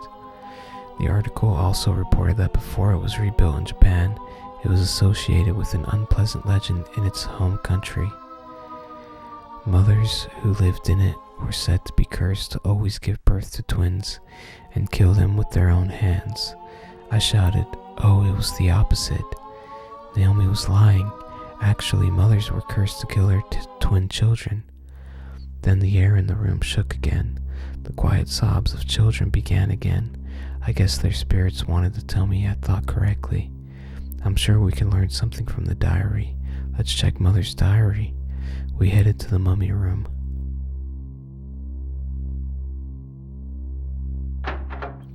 The mummy wasn't there. The diary was on the table. Oh. When we approached, it opened to a page on its own. The diary began with July 3rd, I gave birth to twins. July 4th, the children are lovely. Will that curse finally begin? July 5th, my right hand moved to try to kill them. I had my husband stop me by tying up my body. July 6th, my husband suddenly died. Is this also part of the curse? Nami's mother had movingly written in her diary about painstakingly raising 2 daughters alone while desperately fighting the curse. July 3rd, it is their 3rd birthday. They've grown up healthy, but how long can I hold out against the curse's power? July 7th, oh no, my hand tried to kill them again. Nami screamed, why didn't we run away from the mansion? The diary had the answer for that. Mothers and children who tried to escape would all die in strange ways. July 10th, I tried to kill them again. Before I even knew it, I did it as I compared their heights. July 15th, I can no longer raise them myself. I will put them up for adoption and remain here. This way I can win against the curse. Goodbye, Naomi, Nami. Mother too did that to save me? Yes, she did. The ink writing was blurring here and there. They must be her tears. Nami held the diary, but several doubts remained. Why did Mother turn into a mummy? Was it punishment for violating the curse? Well, what about Naomi? That's right, why did she die? Wasn't she supposed to be adopted like Nami so the curse wouldn't befall her? Jump scare. Suddenly we heard Naomi laughing. Naomi! No, don't go, Nami. Let go of me. I want to make sure. Nami broke free from me and rushed out of the room. Nami. When I tried to follow Nami, a sword was sticking out of the floor right in front of me. What to do with the sword? I hesitated for an instant.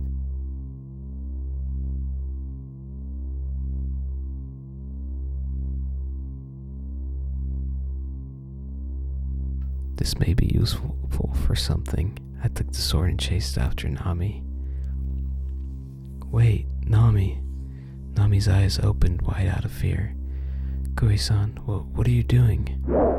I narrowly missed her and my sword gouged out the wall. Kui-san, stop! Run away, Nami! Screaming, I chased after Nami and slashed at her.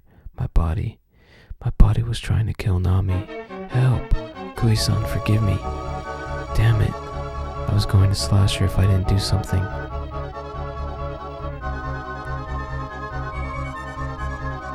Run away, Nami, wait! I shouted nonsensically. Suddenly another sword appeared in midair. The sword in the air was slashing at me. I fought with my sword. I had to knock this thing down or it would kill me. Kui-san, help! Startled, I looked towards Nami's voice again. I was slashing at Nami. I was trying to kill her.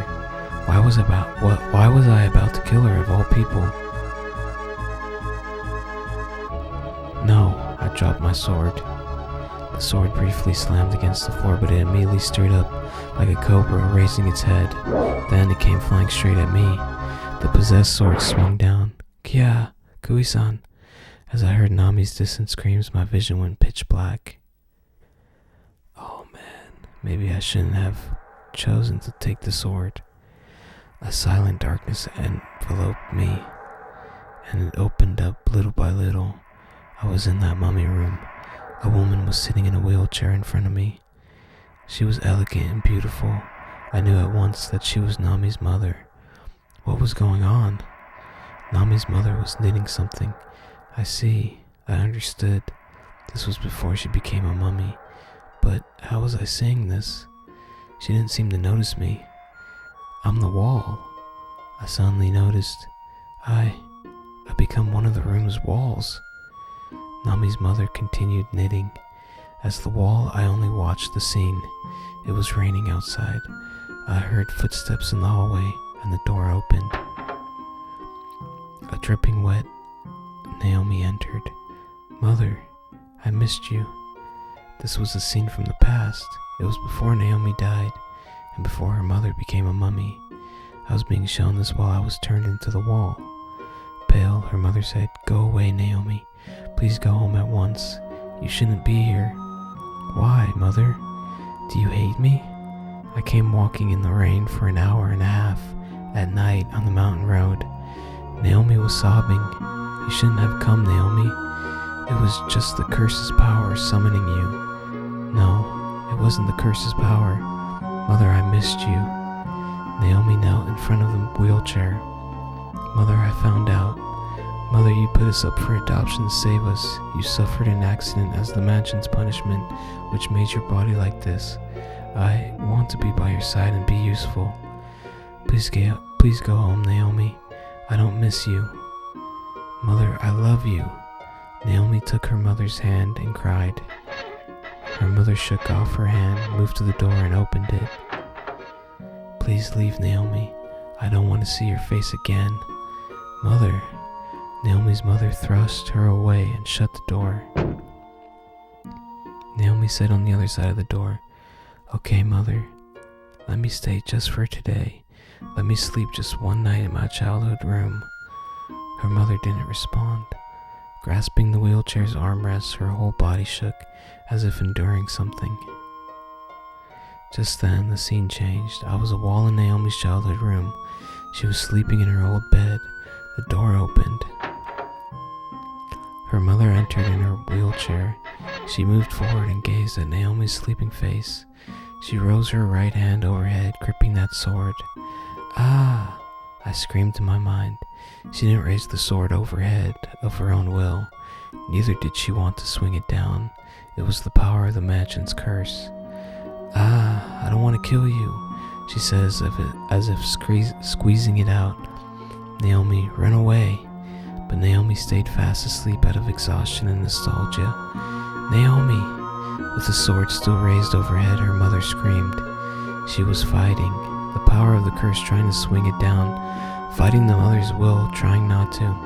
She was probably using her full power. Her hand shook, gripping the sword. A cold sweat broke out on her forehead. Her face was drawn in pain. It looked like she couldn't speak. Her lips bled from biting them. Even so, she fought the curse with her whole being. Suddenly, Naomi opened her eyes. Mother. To Naomi, it must have looked like her own mother was trying to kill her. Help! Naomi dashed out of the room. Yeah! I heard Naomi scream. The scream changed again. The scene changed again. I was the wall under the stairs. Naomi had fallen down the stairs and was dead from a broken neck. The mother came to the top of the stairs. She screamed, Naomi! Then someone stood up from Naomi's body. It was Naomi who had become a ghost. She rose into the air and stood in front of her mother. I'm sorry, Mother. Even though you didn't kill me, I died. But I'll make amends for this. I'll summon my sister Nami. Then we'll all be here together. Naomi held out her hand, and the sword from earlier appeared in it. I'll have you kill her with this sword. Her mother screamed, No, absolutely not. Naomi, I would never do that. She shrieked miserably. I won't kill anyone. What if I'd rather lose to the curse? Tears were flooding out her eyes. You'll bite off your tongue and die. The wind blew and a laughing voice somewhere echoed through the mansion. Ah! I screamed. In the strong wind, white gas spouted out of the mother's body, which became skin and bones. I also saw her hair turn pure white. This must be how Nami's mother became the mummy. Then the scene disappeared into the darkness.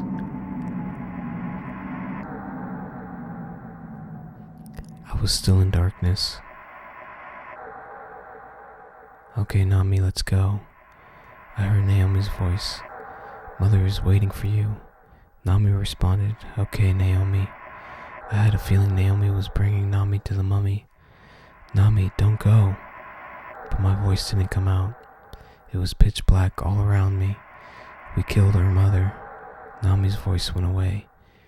No, that's wrong, Nami. I struggled, but I couldn't do anything.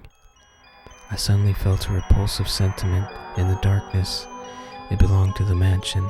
I screamed at it, but my voice wouldn't come out. Damn it, you'll kill Nami while I'm stuck as the wall. Exactly right. The mansion sentiment answered my thoughts. Twins being born here and killing their mother, that is my curse. You witch, who the hell are you? It answered, I was the first head of this mansion. In 1800, I gave birth to twin princesses in this mansion in a forest in Bourgogne, France. Later, in their lust for power, my daughters stabbed me to death with a sword. I couldn't die and leave things like this, so in the mansion, I left behind my sword and a curse. The curse that twins are to kill their mother. Correct. First, I made it so each of my daughters would give birth to twins. Then I made those twins kill their mothers. Then your revenge should be complete. Why does that curse still exist today?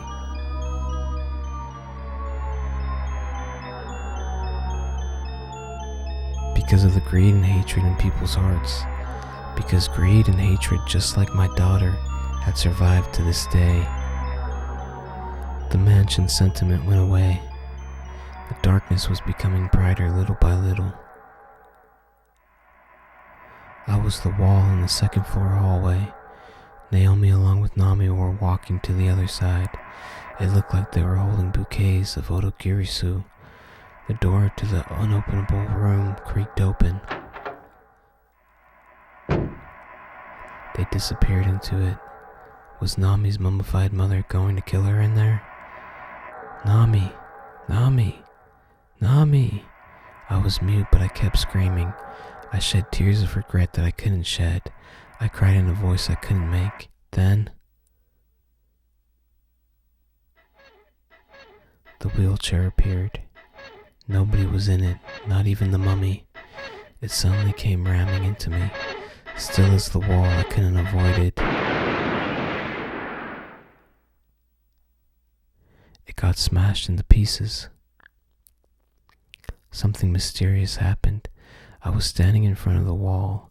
I now was no longer the wall and was back to my regular self. Did the wheelchair destroy itself to save me? Nami. I ran to the unopenable room. Nami. The unopenable room. The unopenable door was firmly closed as before. My strength couldn't budge it. Open the door, Nami! Remembering that wheelchair, I rammed into the door with all my strength. The door repelled my body, but it suddenly became transparent. Looking into the room, I heard voices. Nami and Naomi were kneeling down. The mummy was sitting in a big chair in front of them. The ceremony had already begun. Naomi said, "Then we accept your punishment, Mother." Nami said, "Yes, because we killed you, Mother." Was the mansion's curse making them say the words of the twin princesses who killed their mother so long ago? Then, Mother, speaking in unison, Naomi and Nami joined their hands with their mother's hands and said, "Please punish us." Then a nearby sword glowed. It made a low-pitched sound as it flew through the air and settled into the mummy's right hand. The mummy began vibrating as if the sword was urging it on. I heard creaking and snapping as the mummy stood up. Naomi and Nami bowed deeply. The mummy slowly rose the sword above its head. Stop it. Even though Nami's mother deeply loved them, could she not win against the curse's power? Stop. Please stop. The mummy swung the sword down. No. Its hand stopped in the air, and the mummy, the curse's power trying to swing down the sword, was battling the mother's love trying to not swing it. Then I saw, from the hollow eyes of the mummy, blood. Red tears were flowing out. Nami, shout to your mother. I strained my voice, shouting as loud as I could. Look closely, Nami. Your mother is trying to help you. Nami looked up in surprise. Mother? She saw her mother's tears of blood. Mother! Still holding the sword up, the mummy's hands were shaking. Mother, I love you. Nami shouted with everything she had. That moment, the mummy shined and exploded. The transparent door was blown off its hinges. Nami! I rushed inside. Kui-san! Naomi became a shadow that fell to the floor and disappeared. Let's get out of here, Nami. I brought her outside. The armor appeared in front of us. Wow, Kui-san, look out! The armor drew its sword and swung it down, but we had neither the strength nor the weapons to fight it. I'll be fine no matter what happens. I tried to save at least Naomi and wrestled with the armor. We won't die yet. Still embracing Naomi, I charged into it with all my strength.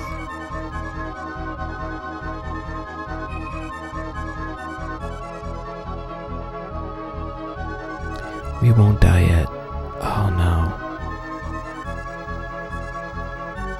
Oh, that's tough because he's embracing Nami and I don't want to accidentally, if I'm still holding her and I charge into it, like we might both die or she might die.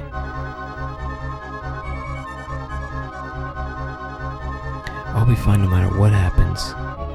I try to save at least Nami and wrestle with the armor. Kui-san, Nami, get out of here. Then when the armor raised its sword to slash at me, it stopped. Oh, something felt off about the armor, as his whole body emitted some kind of yellow vapor. The armor feebly took 2, then 3 steps towards us. Oh. The armor abruptly fell down. The emitted gas turned blue. A green cat appeared from the scattered armored pieces and made its eyes shine before it disappeared. The green cat, was that the thing? Was that thing the true form of the curse? Oh, where was that? Explosions started all around us. Hurry.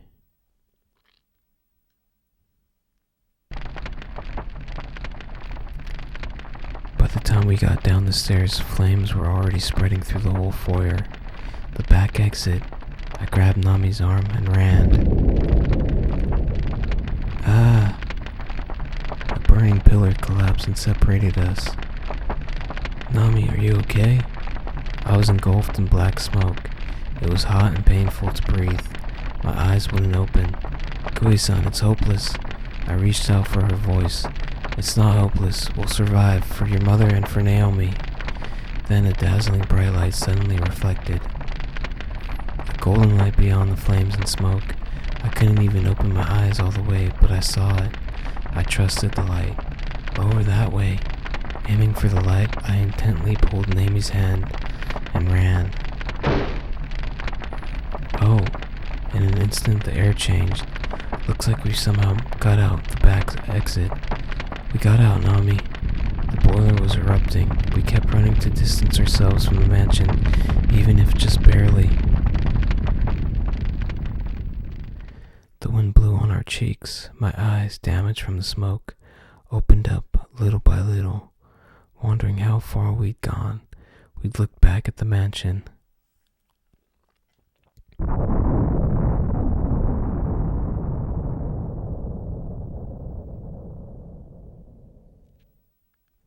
It's collapsing. It's collapsing. The house I was born in. The house I was raised in. Naomi's home. Mother's home.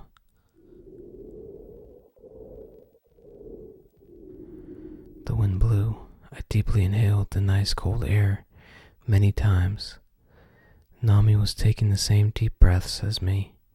Far off in the darkness was a mountain of jet black wreckage. By the time I could see clearly, the mansion had completely burned out. Kui-san, if you hadn't pulled me like that, I certainly... Nami looked at me and softly said, "Thank you." I said, "No, that wasn't me. A light led me out." "A light?" "Yeah, I'm sure it was your mother's light. Or perhaps it was Naomi's."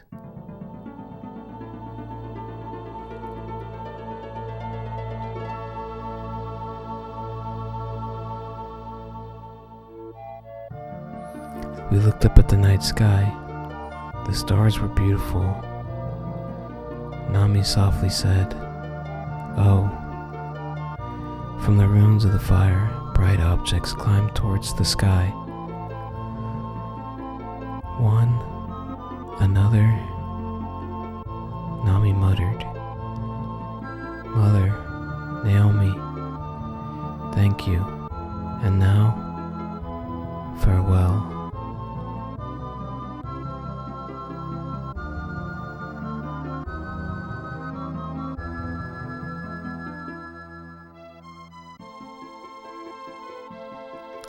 That was really good. I really enjoyed that. Wow.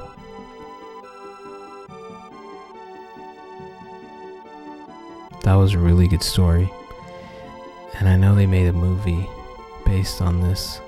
I'm really interested in watching that now. And I'm really interested in actually playing through it and seeing the different options and endings.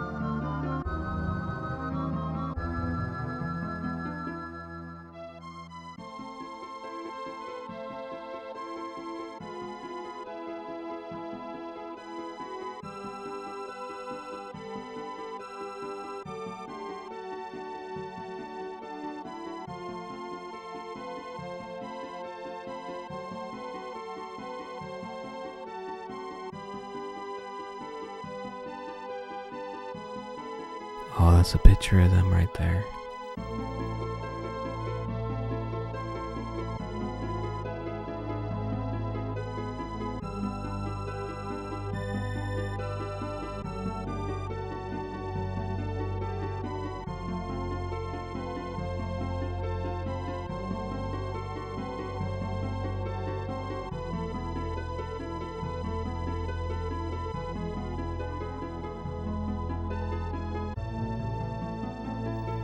That almost sounds like Final Fantasy right there.